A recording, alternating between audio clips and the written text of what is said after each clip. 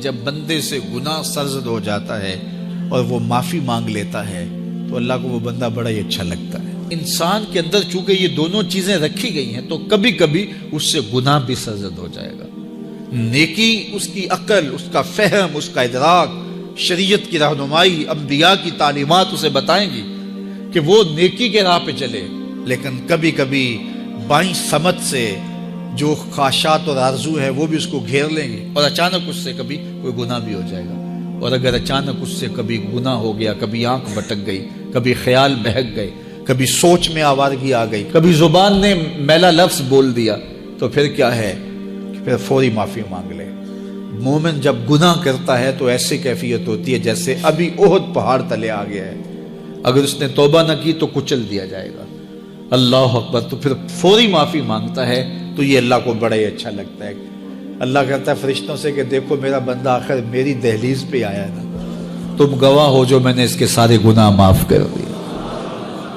تو گناہ کے بعد جو شرمندگی ہے، دیکھیے ایک اور جملہ کہتا ہوں، نیکی کرنے کے بعد جو تکبر پیدا ہوتا ہے، میں بڑی نیکی کر لی ہے، اور باقیوں کو بندہ حقیر سمجھنے لگتا ہے، اور اس سے کوئی غلطی سرزد ہو جائے اس کے بعد شرمندگی ہوتی ہے اور اپنے آپ کو چھوٹا سمجھنے لگتا ہے اور اللہ سے معافی مانگتا ہے، تو اس نیکی کرنے کے بعد وہ جو آپ کے اندر تکبر اور رعونت اور عجب پیدا ہوا، اس سے کہیں بہتر ہے کہ آپ سے اگر کوئی خطا سرزد ہوئی تھی تو اس سے آپ کے اندر عجز اور توبہ کا جذبہ پیدا ہوا۔ اور اللہ کو یہ بڑا پسند ہے کہ کوئی بندہ، چونکہ ممکن ہی نہیں ہے کہ جب انسان ہے اس کے اندر یہ خواہشات رکھی ہیں تو کبھی اس سے، یہ انبیاء کی ذوات ہیں جو پاک ہیں، باقی کبھی کچھ خطا سرزد ہو جائے گی، اس سے معذرت کر لے۔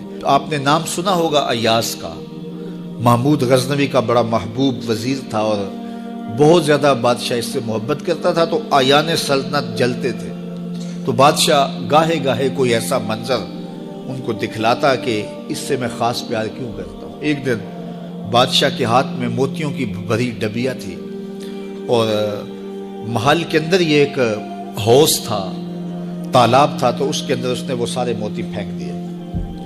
شفاف پانی اور نیچے فرش پہ پڑے ہوئے موتی نظر آ رہے ہیں، تو اس نے ایک ایک وزیر کو کہا کہ یہ موتی نکال کے لاؤ، اور سنو اپنا لباس اور اپنا بدن نہیں بھیگنے دینا۔ تو سب نے کہا یہ کیسے ہوگا کہ موتی بھی تہ سے نکال کے لائیں اور بدن بھی اور کپڑے بھی نہ بھیگیں؟ تو دوسرے کو کہا، اس نے کہا حضرت یہ کیسے ہوگا، یہ شرط ہٹائیں تو پھر میں نکال کے لاؤں۔ جب بات آئی ایاز کی تو ایاز نے فوراً چھلانگ لگا دی، موتی پکڑے، ڈھونڈے، ہتھیلی میں لیے اور کانپتے ہوئے بدن کے ساتھ بادشاہ کے سامنے پیش ہوا، حضور یہ لے لیجئے۔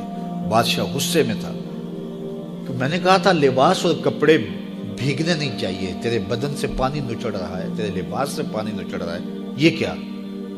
تو ایاز نے ہاتھ باندھ کے کہا بادشاہ سلامت، آپ کے دو حکم تھے، ایک حکم یہ تھا کہ موتی نکال کے لانے ہیں، دوسرا حکم یہ تھا کہ کپڑے اور بدن بھیگنا نہیں چاہیے۔ ایک کام میں نے کر دیا ہے، دوسری غلطی ہو گئی ہے، معافی چاہتا ہوں۔ تو کہا وزیرو یہ ہے خوبی اس کی، تم نے کہا ہم کیسے نکال کے لائیں، اس تالاب میں اتریں گے تو بدن تو بھیگے گا ہی بھیگے گا۔ تو کہا جب شہوات دی گئی ہیں، خواہشات رکھی گئی ہیں، آرزویں دیوانی ہیں، اور پھر اس کائنات کے اندر رہ کر کے حضرت انسان کبھی تو اس تالاب کی غلاظت سے اپنے آپ کو بھر ہی دے گا، تو پھر کمال کیا ہے کہ نیکی کے پھول پیش کر دے، سجدے کے موتی پیش کر دے، رکوع اور قیام کے موتی پیش کر دے، ہمدردی انسانیت کے ساتھ پیار کے موتی پیش کر دے، سارے موتی پیش کرے، پھر مالک کا جلال کہ تیرے کپڑے کیوں بھیگے، یہ گناہ کیوں کیا، یہ گناہ کیوں کیا، ہاتھ جوڑ کے کہے مالک اس کی معافی مانگ، تو اللہ تعالیٰ پچھلے گناہ نہ صرف معاف کرتا ہے بلکہ ان گناہوں کو نیکیوں میں تبدیل کرتا ہے۔ وہ ایک فقیر بادشاہ کے دربار میں جا نکلا نا، تو کہا کہ بادشاہ یہ تخت و تاج کیا ہوتے ہیں، اس کی کوئی قیمت نہیں ہے۔ تو بادشاہ ہنس کے کہنے لگا اس فقیر کو باہر نکالو، اسے کیا پتا ہے کہ تخت و تاج کیا ہوتے ہیں، اس کی لذت کیا ہوتی ہے۔ جب خدام کھڑے ہوتے ہیں، استقبال کر رہے ہوتے ہیں، جب تخت پہ بیٹھے اور ساری رعایا نیچے بیٹھی ہوتی ہے، اس نے کہا نکالو فقیر کو، اس کو کیا پتا۔ بادشاہ ایک دن شکار کرنے گیا تو وہاں اس کا گھوڑا جو ہے وہ سرکش ہو گیا اور ایسی جگہ پہ لے گیا کہ جہاں نہ پانی تھا اور نہ کوئی اور چیز. بادشاہ وہاں ہانپ رہا ہے کہ وہی فقیر مشکیزہ ڈالے ہوئے گزرا اور آواز دے رہا ہے پانی لے لو پانی لے لو. بادشاہ کی تو موت واقع ہونے والی تھی, آخری ہچکیاں تھی تو اس نے آواز دی پانی. تو اس فقیر نے کہا کہ ہاں تمہارے پاس ہے کوئی قیمت پانی دینے کی؟ اس نے کہا میں بادشاہ ہوں اس ملک کا. اس نے کہا ہوتے ہوگے, مجھے غرض نہیں ہے, میں تو بیچتا ہوں پانی. اس نے کہا بابا میں بادشاہ ہوں, جو مانگو گے میں دوں گا, مجھے پانی دو, میں مر رہا ہوں. اس فقیر نے کہا آدھی حکومت لگے گی. اس نے کہا آدھی لے لینا, مجھے پانی تو دو, کیونکہ مر گیا تو ساری جائے گی. اس نے پانی کا گھونٹ دیا, پیاس کی شدت تھی, جب پانی کا کٹورا اس نے منہ سے لگایا تو پانی حلق میں اٹک گیا. اب پھر دوبارہ مصیبت بن گئی.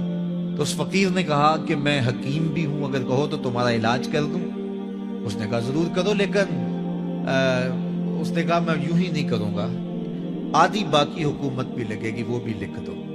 اس نے چمڑے کے اوپر لکھوا لیا, ساری حکومت لکھوا لی, اور اس نے اس کا علاج کیا فوری. جو اس کے پاس ٹوٹکا ٹونا تھا تو اس کا پانی حلق سے نیچے اتر گیا. بادشاہ گھوڑے پہ بیٹھا واپس آیا, وقت گزر گیا, عرصہ بیت گیا. بادشاہ پھر تخت پہ بیٹھا تھا, وہی فقیر بھیس بدل کے دوبارہ آ گیا. پھر اس نے نصیحت کی کہ آخرت کو یاد کرو, یہ دنیا کچھ نہیں ہے, 4 دن کی کہانی ہے. بادشاہ نے کہا تو میرا خیال ہے پہلے بھی کبھی آیا تھا, تو نہیں سمجھتا تخت و تاج کی لذت کیا ہے. اس نے کہا اس کی کوئی قدر و قیمت نہیں ہے, چھوڑ اسے, آخرت سب کچھ ہے.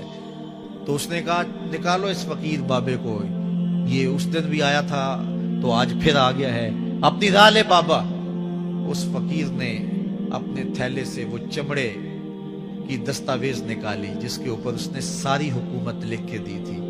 اس نے کہا بادشاہ یہ ہے تیری حکومت کی قیمت, صرف 2 گھونٹ پانی, جس پر تو نازاں ہے, جس پر تجھے فخر ہے, تو قبل اس سے سورج مغرب سے طلوع ہو جائے, توبہ کا دروازہ بند ہو جائے, سانسیں اٹک کے حلق تک آ جائے, اور ہماری زندگی کا دفتر سمیٹ دیا جائے, اور پھر پچھتائیں ہائے جو چند لمحے ضائع کیے, ہائے جو زندگی برباد کی وہ کیوں برباد کی. کل کے پچھتاوے سے بہتر آج کا پچھتاوا زندگی پلٹ ہوگا. وقت پر کافی ہے ایک قطرہ بھی آب خوش ہنگام کا, جل گیا جب کھیت برسا می تو پھر کس کام کا. آئیے میں اور آپ اپنی زندگی کو مالک کی چوکھٹ پہ, مالک کی دہلیز پہ لے جائیں, اس کے حضور سچی توبہ کریں, رجوع لائیں, اپنے گناہوں سے معافی مانگیں. وہ کریم ایک آنسو سے سارے گناہ معاف کر دے گا. اپنی آخرت کی تیاری کریں, کاروبار دنیا بھی کریں, لیکن اصل ہماری زندگی آخرت کی زندگی ہے.